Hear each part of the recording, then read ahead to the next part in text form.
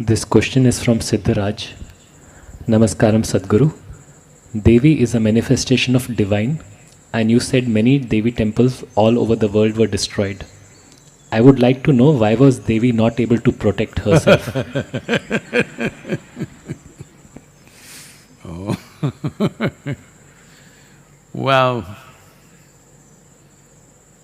yes, it is a fact that the worship of the divine in the feminine form was hugely prevalent in the present-day Europe, Arabia, Central Asia, all these places. But it has managed to live only in this part of Asia still. In other places, it's been violently uprooted. Well, maybe a better documented version of uprooting the divine feminine is, all of you have definitely heard of, witch hunting. That term is still being used today. If something unfairly, somebody is being hunted, we say witch hunt. This comes from the term during the time of the Crusades. It is estimated they burnt over 6 million women alive over a period of probably 150 years or 200 years, I'm not very sure about that. But over a period of time, those crusade period, when somebody was very ambitiously spreading their religion, this is what happened. These women who were burnt like this, and many were simply burnt for various other reasons, but it was all just label somebody a witch, that's it, people will burn them down.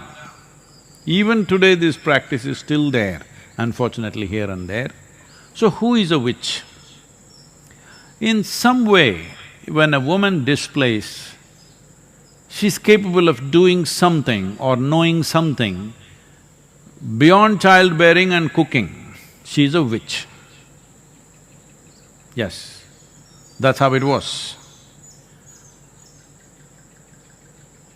So generally, the Devi temples always spawned women who are capable of other things.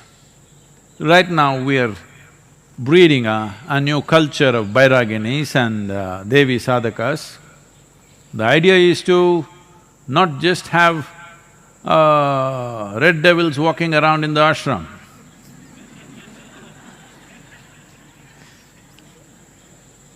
The idea is, slowly divinity walks around. They may take their time, but gradually to produce what you considered as divine, which you enshrine, must live with legs. So, the divine feminine has been uprooted simply because the Abrahamic way of religious process is purely male-oriented, it's completely masculine. There is no room for feminine to be anywhere there. It's God and His Son, it's God and His messengers, all male messengers, never female, because they're not reliable. They may say something else, because they may know something else, that's the problem. So, because of this, in Arabia, in Europe, in Central Asia, a lot of destruction happened.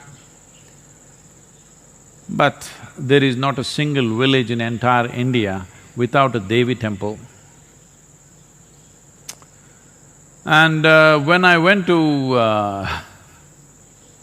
Somnath temple, it was destroyed 17 times over by a certain kind of warlord from Afghanistan.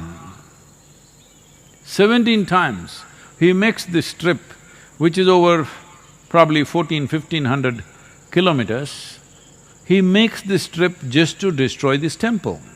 First time I can understand, because there was wealth, there was gold and stuff. All right, he looted it, destroyed it, burnt it down and went. Why come second time? Maybe little more wealth. But after that, there was no wealth because people just put up small things. But he came 17 times and destroyed. So I was inquiring, what is it? The thing was, those three goddesses that they talk about in Arabia, pre-Islamic era, one of those goddesses, one of the deities, some devotee carried it from there and established it in the Somnath temple as a consort of Shiva. So they wanted to destroy that goddess. So the guy makes a 1400 kilometer trip 17 times on a horseback to destroy her. That is how important it is to destroy a woman in this world. That's how important it is. Because if you empower the feminine, then all the silly laws all the silly ideologies, laws of heaven and nonsense that you've created, all that will collapse. I will not go into the mechanics of how it'll collapse, but think through this. Suppose you accepted a woman as a god. Suddenly, going somewhere and living well will go away, because that's not the nature of the feminine. It is always masculine. He wants to go somewhere and then live well. At least to another place in this country, or another continent in this planet, or another galaxy, or another dimension called heaven, paradise, whatever you want to call it. This is a man's thing, he wants to go somewhere and then live well. He can't live well here, this is his problem. This is a huge masculine problem, that he cannot live well here. If you look at the male and female, you will see the feminine always wants to settle down, wherever little comfort, settle down and live well. Man wants to climb the mountain and settle down on the other side. This side of the mountain is not okay for him.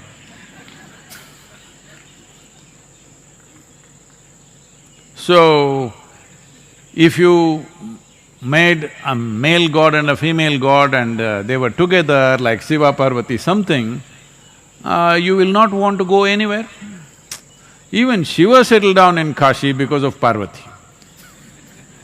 He's a wanderer. But during the winter months after he got married, he found she was finding it very difficult to be in high altitude in Himalayas. For her sake, he came down to Kashi, but then he also started liking it so much. For a long time, he did not go back. So, feminine always brings settling down. Masculine wants to propel somewhere. That propelling, too much propelling. We need some propelling, of course. Too much propelling is causing enormous destruction on all levels of life. Today, a whole lot of people have started philosophizing only because we overdid our economy, viruses come to neutralize our economy. I am not saying that. This is not the way to balance our economy or our activity. There are more sensible ways to do this. And one important way to do it is empower the feminine. You will see in many ways this propulsion will come down a little bit. Either you must be inward oriented, then you can sit here.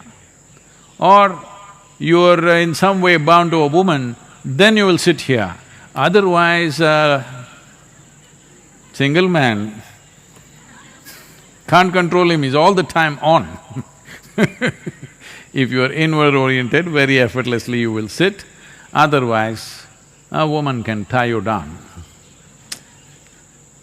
In many ways, the economy and the destruction of the planet has still not gone to that place where it's not irreversible, simply because most men still need a woman.